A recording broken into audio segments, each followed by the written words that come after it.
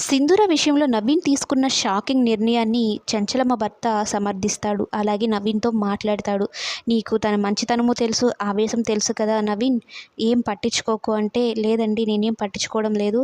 ఆమె మంచితనం తెలుసు, ఆవేశం నాకు తెలుసు. ఆవేశం తగ్గిన తర్వాత ఆమె ఆలోచించడం మొదలుపెడతారు సింధూర విషయంలో. ఒకవేళ పెళ్లి చేసే ఉద్దేశం ఉంటే నాకు కబురు చేయండి" అనైతే చెప్పి వెళ్ళిపోతాడు. ఇక ఆవేశంగా వెళ్తాడు కేశవ చంచలమ్మ దగ్గరికి. "నువ్వు చేసింది తప్పు" అని చంచలమ్మని అడుగుతాడు. "నేను కరెక్టే చేశాను. నా కోడలిని ఎవరైనా తప్పుగా మాట్లాడితే నేను ఊరుకోను. నా కోడలు నా ప్రాణం, నా బాధ్యత. నా కొడుక్కిచ్చిన మాట కోసం నేను ఏమైనా చేస్తాను" అనేది అంటూ ఉంటే, "ఎన్ని రోజులని ఇలాగా? మనం ఉన్నంత వరకు చూసుకుంటావు ప్రాణంగా. ఆ తర్వాత తనకంటూ ఒక తోడు కావాలి కదా! రేపొక రోజు తనే వచ్చి నేను పెళ్లి చేసుకుంటాను అత్తమ్మ అంటే అప్పుడు ఏం చేస్తావు" అనగానే చంచలమ్మ దగ్గర సమాధానం ఉండదు. ఒక్కసారిగా ఆలోచనలో పడిపోతుంది.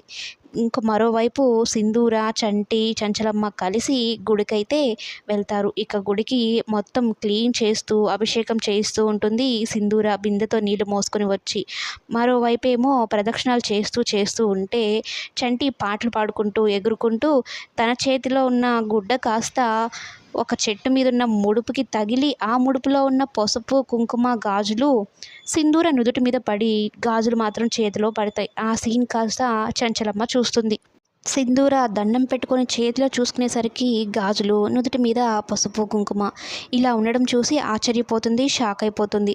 పక్కనే ఉన్న గురువుగారు కూడా తదాస్తు అన్నట్టుగా సింధూరాన్ని ఆశీర్వదిస్తారు. ఇక అంటే గురువుగారి ఉద్దేశం ఏంటి అంటే, సింధూర పుణ్యస్త్రీగా ఉండడం అన్నట్టు. ఇక చంచలమ్మ చూసి, అంటే నేను తప్పుగా ఆలోచిస్తున్నానా సింధూర గురించి? తన జీవితంలో ఇదే రాసిపెట్టుందా?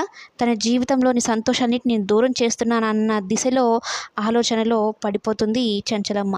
మరి చంటి ముందే ఇదంతా జరిగింది అంటే చంటిని, సింధూరని దేవుడు కలపబోతున్నాడని అనుకోవాల్సిందే.